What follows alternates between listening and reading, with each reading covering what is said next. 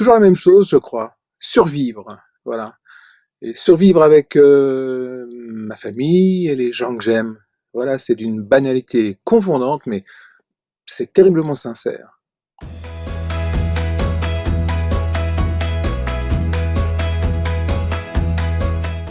Alors, mon petit bonheur du jour, eh bien, c'est très facile parce que c'est celui de tous les jours, sauf que j'ai jamais le temps.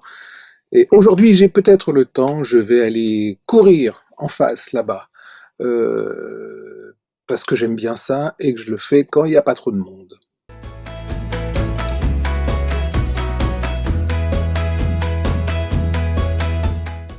Alors ça, c'est pas évident parce que j'aime pas tant que ça répondre aux questions, et puis dans le fond, ça me dérange pas que elles sont bonnes. Donc la question que j'aimerais bien qu'on me pose, j'en sais rien, j'aime bien tout, tant que c'est dans un domaine que je connais à peu près. Hein. Si on me questionne sur la géologie, la tectonique des plaques, c'est pas gagné, quoi.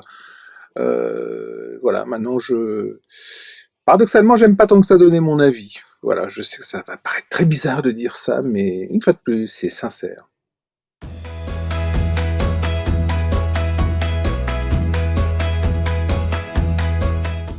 Eh bien voilà une question à laquelle je ne sais pas répondre, parce que je ne sais pas ce que c'est qu'une attitude adoptée, je ne sais pas ce que c'est qu'un travail.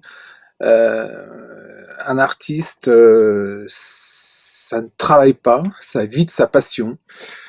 C'est ce que j'essaie de faire depuis belle lurette. Voilà. Donc, je ne sais pas quoi répondre.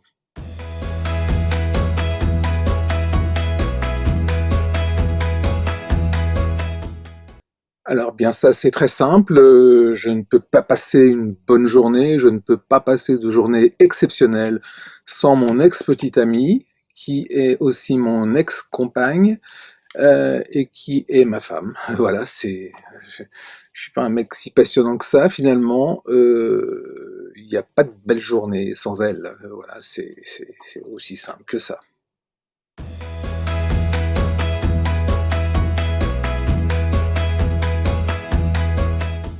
Là encore, je ne suis pas bien sûr de comprendre la question, ou plus exactement, je me demande si j'ai les capacités intellectuelles pour y répondre.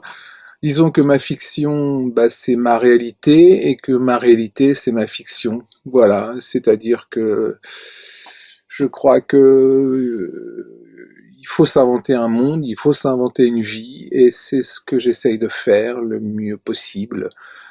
Sachant que c'est pas gagné d'avance, mais voilà, je n'ai pas d'autre ambition que ça. Alors c'est même pas un mélange des deux, c'est que l'un devient l'autre. Chiadé.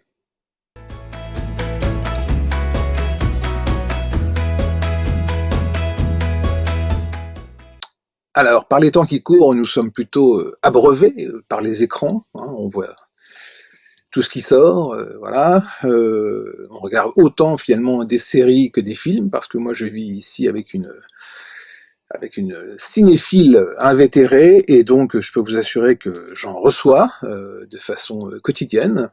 Et donc voilà, on n'est pas plus l'un que l'autre, on aime beaucoup les deux, ou on déteste beaucoup les deux, on essaie de ne pas tomber dans certains panneaux. Voilà, moi j'ai tendance à pas trop aimer les films que tout le monde aime, les séries que tout le monde aime. J'ai jamais rien compris à Game of Thrones, par exemple. Voilà. En revanche, j'ai adoré Gangs of London, voilà, qui est quand même un peu violent, mais c'est chouette.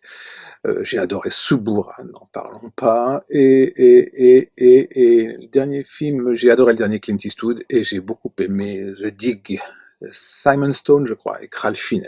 Hey, cinéphile ou quoi?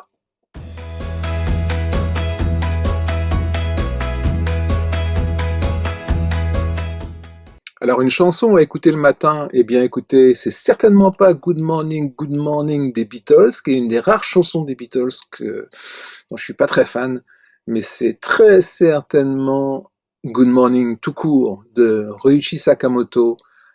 C'est un morceau admirable d'un artiste admirable, que j'aime admirablement.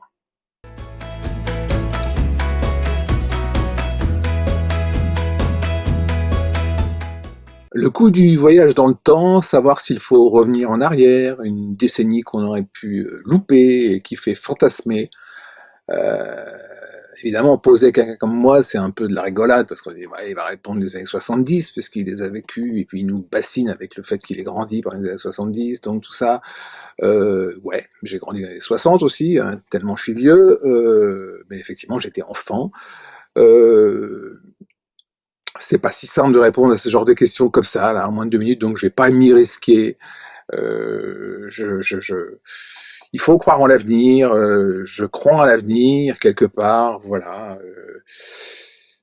Mon ami Alice Cooper dit que le monde s'en est toujours sorti, que l'homme s'en est toujours sorti. Eh bien, des fois, j'ai envie de le croire. Voilà, à moins que la planète implose avant, mais voilà, j'ai envie de croire ça. Et puis, non, j'ai vécu en plein ce que j'avais à vivre, moi, personnellement. Donc, voilà, je j'ai pas une envie folle de revenir à une autre période, et certainement pas au Moyen-Âge ou à la préhistoire, histoire de voir comment c'était. Les visiteurs, là, tout ça, c'est pas trop ma came, quoi.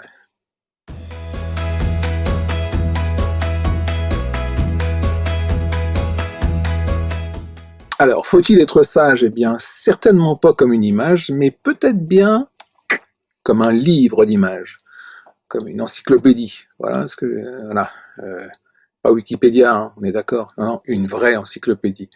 Voilà. Mais non, faut pas être sage. Il faut foutre la merde quelque part, et avec intelligence. C'est là que ça se complique.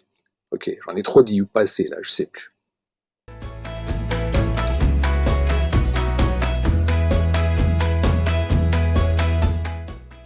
Alors c'est assez simple, et c'est aussi assez redoutable. C'est-à-dire que la première chose que je vais faire, je crois, quand la pandémie va arrêter, c'est que je vais commencer à me faire du souci pour la prochaine. Voilà, mes amis disent toujours que quand tout va bien, je me fais du souci. Alors forcément, quand tout va mal, je m'en fais vachement. Non, sincèrement, je suis du genre à craindre ce qu'il y aura après. La première chose que je ferai, c'est de me faire du souci pour la suite. Et j'espère que ça va pas trop me donner raison, mais je crains le pire.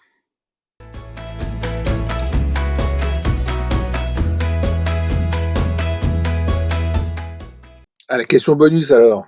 Dites-nous ce que vous voulez. Ha ha ha. Ben, je vais le faire alors. Je vais vous dire, deux points, ouvrez les guillemets, ce que vous voulez.